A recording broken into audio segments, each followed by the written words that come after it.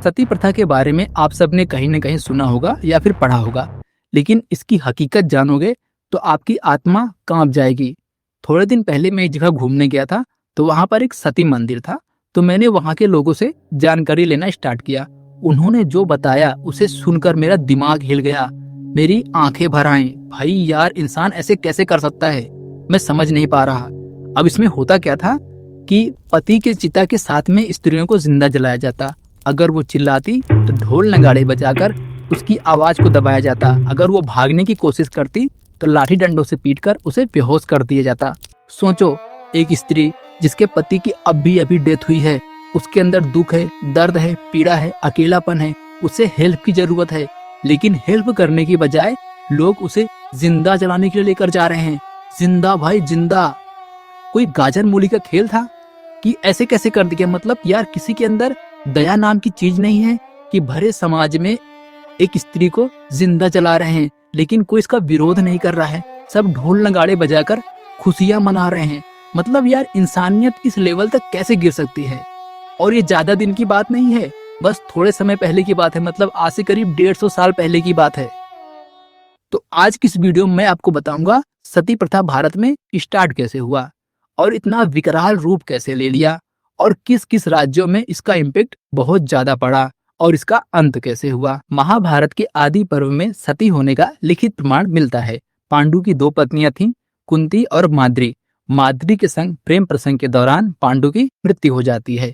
तो जो है, माद्री अपने आप को दोषी मानती हैं कि मेरे संग प्रेम प्रसंग के दौरान ही पांडु की मृत्यु हुई है, मतलब उनके पति की मृत्यु हुई है, इसीलिए वो पांडु के चिता के साथ बैठकर सती हो जाती हैं।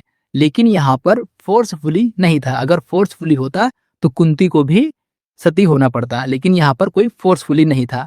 अब इसके बाद 6 और 7 सेंचुरी में जब भारत में विदेशी आक्रमणकारी, मतलब मुस्लिम आक्रमणकारी आना स्टार्ट हुए, तो वे क्या करते? भारत के राजाओं को हराते और उनकी पत्नियों को उठा ले जाते, उनके साथ दुष्कर्म करते। तो जो है, उनकी पत्नियां अपने आप को आक्रमणकारियों से बचाने के लिए खुद को सेक्रीफाइस कर लेती, आग लगा लेती, या फिर अपने पति के चिता के साथ जल जाती। और इसका जो एक एग्जाम्पल है वो रानी पद्मिनी वाला आप देख सकते हो। देखो, यहाँ पर अब मैं किसी कास्ट को टारगेट नहीं करूंगा, जो मैंने रिसर्च किया है वही आपको मैं बताऊंगा। तो मेरा इंटेंशन किसी कास्ट को टारगेट करके उसे ब्लेम करना नहीं है। जो राजाओं की स्त्रियां थीं, वो सती या फिर अपने आप को जौहर इसलिए कर रही थी ताकि आक्रमणकारियों से वो बच सके। लेकिन अब जमींदारों ने इस प्रथा को स्टार्ट किया। कैसे? कि अगर उनका पति मर गया है तो स्त्रियों को प्रॉपर्टी में हिस्सा देना पड़ेगा। अब प्रॉपर्टी में हिस्सा ना देना पड़े, इसीलिए उन्होंने पंडितों के साथ मिलकर दुनिया भर की जो है कहानियां बनाना स्टार्ट कर दिए कि अगर पति की चिता के साथ स्त्री नहीं जलती है तो स्त्री जो है वो पतिव्रता नहीं है। तो अगर पतिव्रता स्त्री नहीं है तो पति को स्वर्ग नहीं मिलेगा। तो पत्नी को जो है प्रमाण देना पड़ेगा कि वो पत्नी जो है पतिव्रता है। और प्रमाण कैसे देगी? सती होकर। अब दूसरा जो रीजन बताया गया कि वो था कि अगर पत्नी पति की चिता के साथ नहीं जलेगी तो देवीय प्रकोप होगा, और देवीय प्रकोप होने के कारण गांव में सूखा पड़ जाएगा, बाढ़ आएगी, या फिर फसलें नष्ट हो जाएंगी, अकाल हो जाएगा, या फिर हैजा फैल जाएगा। ऐसी अफवाह फैलाई गई। तो जमींदारों के बाद सामान्य लोगों ने भी इस प्रथा को स्टार्ट कर दिया। लेकिन पंडितों ने इस प्रथा को कभी अडोप्ट नहीं किया। उन्होंने कहा कि हमारे ग्रंथ में सती होना विरोध है, लिखा ही नहीं है। तो पंडितों की औरतें जो है सती नहीं होती थी। सबसे ज्यादा जो इम्पैक्ट इसका पड़ा वो राजस्थान में पड़ा, राजस्थान के बाद बंगाल में पड़ा। तो जो सबसे बड़ा जो रीजन था यहाँ पर सती प्रथा होने का था, लालच था, ग्रीड था, ताकि स्त्रियों को प्रॉपर्टी में हिस्सा ना देना पड़े। जो मैंने इतिहास में पाया रिसर्च करने के बाद, मुझे यही चीज मिला है। यहाँ पर मैं किसी भी कास्ट को ब्लेम नहीं कर रहा हूँ। अब इसका अंत कैसे हुआ? एक अंग्रेज ने बताया कि भारत में जब वो आए तो 500 से लेकर 1000 डेली केसेस सती प्रथा होने के आते थे। मेरा ऐसा मानना है कि अगर भारत में अंग्रेज नहीं आते तो शायद आज सती प्रथा का अंत नहीं होता।